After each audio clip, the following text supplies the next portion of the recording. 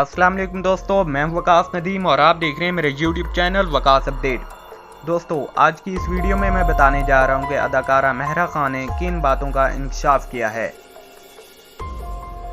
Pakistan drama और film industry की versatile अदाकारा महरा खान ने इंकशाफ किया है कि बचपन में वालदा हैंगर से उनकी पिटाई किया करती थी।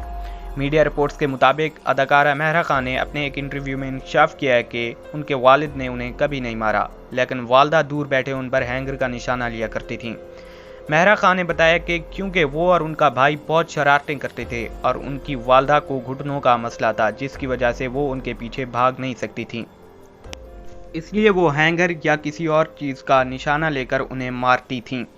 इंटरव्यू के दौरान मेज़बान ने महरा खान से सवाल किया कि उनका दिल सबसे पहले किस पर और कब आया था, जिसका जवाब देते हुए उन्होंने कहा कि उनका दिल सबसे पहले बॉलीवुड अदाकार शाहरुख खान पर आया था और उस वक्त वो महज छठी जमात में थी। एक और सवाल के जवाब में अदाकारा ने कहा कि उन्होंने पहली बार मेकअप उस वक्त किया था जब वो वीजे बनी थी। महरा खान ने इंटरव्यू के दौरान ये भी बताया कि उन्होंने सबसे पहली नौकरी डिपार्टमेंटल स्टोर में एक कैशियर की थी।